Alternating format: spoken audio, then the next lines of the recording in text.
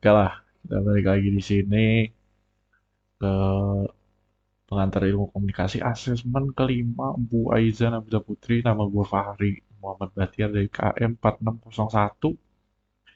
Nah, di sini saya sih sama sih mau bahasnya komunikasi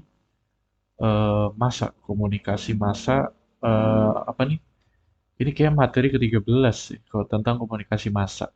Oke, langsung aja lah, langsung aja masuk kita ke komunikasi massa. Komunikasi massa adalah pesan yang dikomunikasikan melalui media massa, komunikasi pada khalayak ramai, komunikasi yang menggunakan media massa yang mainstream gitu ya. Tapi dalam hal ini, dalam hal umum, komunikasi massa itu adalah target audiensnya tuh ramai dan biasanya menggunakan media yang juga cakupannya luas, radio, TV, koran gitu. Nah, ini selanjutnya ada komunikasi terlembaga dan terencana. Ini karakteristik komunikasi massa nomor satu, komunikasi terlembaga dan terencana.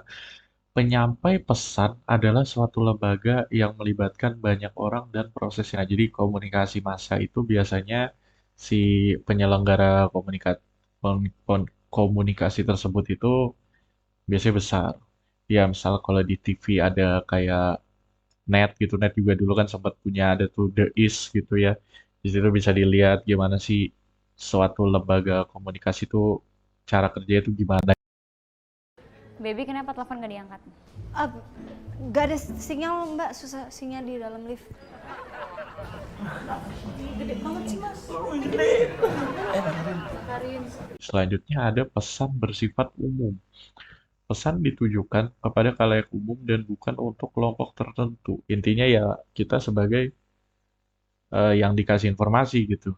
Jadi nggak ngaruh gitu, lu cewek, gua cowok, lu Islam, non-Is gitu, Buddha, Hindu, atau orang tua, orang muda itu nggak ngaruh gitu, karena sifatnya umum. Jadi nggak ke kelompok tertentu gitu.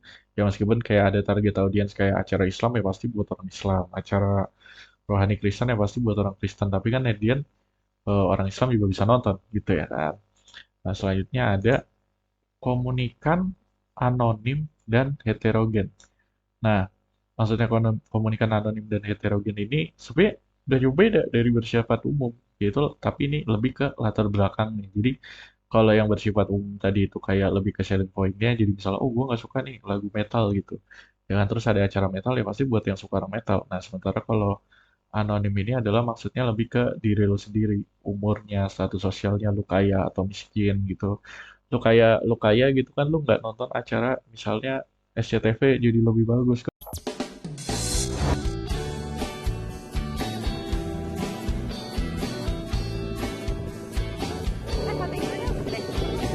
Kayak gini. Bawa motor hati-hati dong. Lu berdua juga. Jangan main handphone tengah jalan.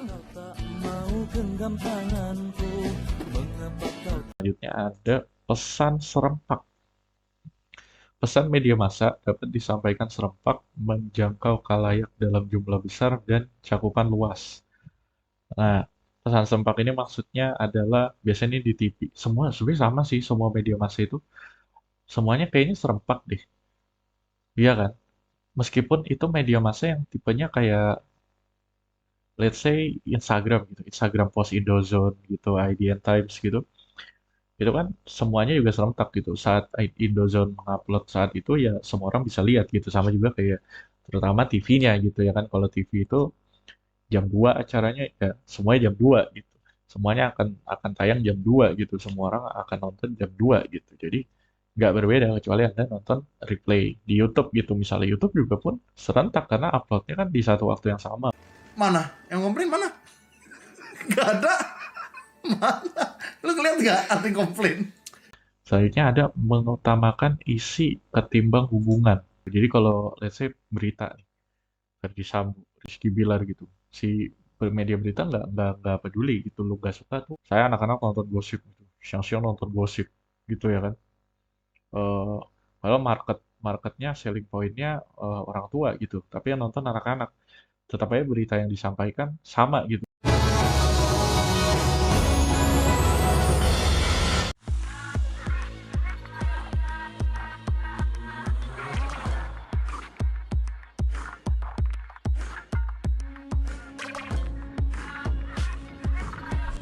Geliat ketenaran itu nampak sudah tak ada lagi pada diri Bonge dan Roy, dua anak muda yang sempat mengecap manisnya popularitas lewat viralnya fenomena Citayam Fashion Week.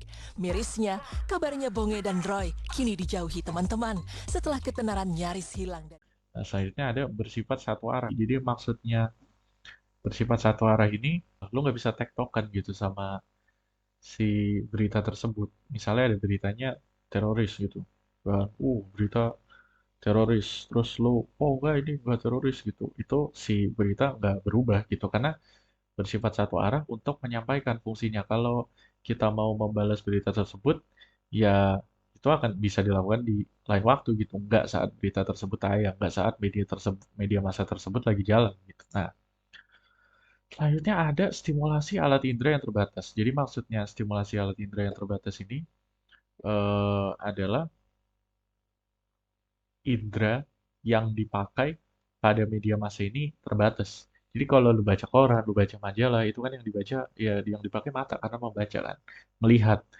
Nah, kalau lu nonton TV, itu kan lu melihat dan mendengar gitu. Nah, kalau radio itu mendengar doang. Nah, selanjutnya ada umpan balik yang tertunda atau delay. Umpan balik yang diterima media massa sebagai pengirim pesan bersifat tertunda dan tidak segera. Nah, ini misalnya kayak kita nih nggak setuju itu sama kayak yang tadi ya, nggak setuju dengan berita tersebut.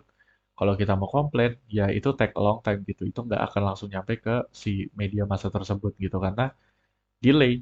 Dan kalaupun cepet juga tetap aja delay gitu, nggak yang sedetik kayak lu ngobrol langsung gitu. Nah, Ini pertanyaan apa sih? Siapa sih bikin pertanyaan nih? ini ada fungsi komunikasi media massa, surveillance, correlation, socialization, dan entertainment. Entertainment sesuai namanya untuk menghibur, biasanya acara-acara musik, acara-acara komedi gitu kan entertainment dia meskipun kualitas entertainment orang itu kan beda-beda. Ada yang menganggap hal tersebut entertainment, ada yang menganggap berita itu entertainment, ada juga yang menganggap ya gitulah ya lain-lain gitu. Socialization, fungsi mengkomunikasikan informasi nilai dan norma sosial dari satu generasi ke generasi lain gitu. Fungsi pendidikan. Nah, correlation adalah menginterpretasi analisis informasi tentang lingkungan. Ini ya biasanya hal-hal yang lagi viral gitu di dekat kita gitu kan, lagi trending gitu. Nah, surveillance ini pengumpulan penyebaran informasi. Kenapa namanya surveillance? Surveillance itu kan artinya mengintai, basically ya, intaian gitu, melihatan. Nah, karena kejadian-kejadian yang di berita itu biasanya ada di dekat kita dan tergantung area di mana kita berada juga gitu. Nah, ini ada efek komunikasi massa. Yang pertama ada efek kuat, efek moderat, dan efek terbatas. Nah, magic bullet. Nah, ini teori kuat nih. Magic bullet, peluru magic ya, peluru magis.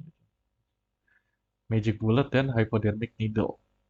Kuat, media memiliki efek untuk mempengaruhi dan memerintah yang sangat besar terhadap kalayak gitu. Nah, ini apa sih maksudnya? Jadi ini tuh teori yang dimana menurut orang-orang bahwa media itu adalah penggerak masyarakat. Basically kayak lu digiring gitu, opininya digiring. Jadi kalau media terus-terusan bilang lu ini jelek gitu, ya ini lama-lama lu akan jadi jelek. Gitu.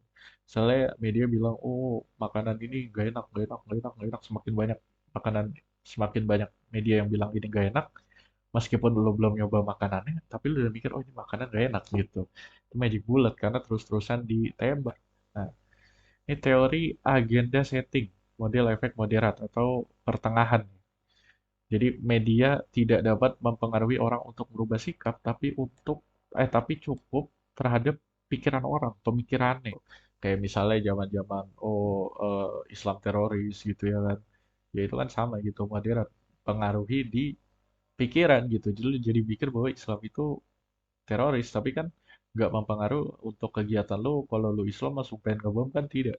Nah, selanjutnya ada teori cultivation. Cultivation teori.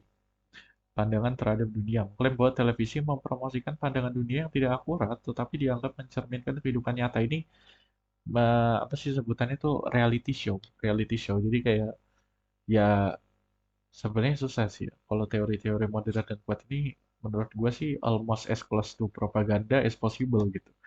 Iya, jadi kayak Media maunya ya lu ngikutin mereka gitu dengan cara tersebut, kayak misalnya lu kalau lihat Jepang itu bersih gitu ya kan, padahal sebenarnya ada tempat Jepang yang kotor, nggak ada dunia yang nggak ada sampah gitu.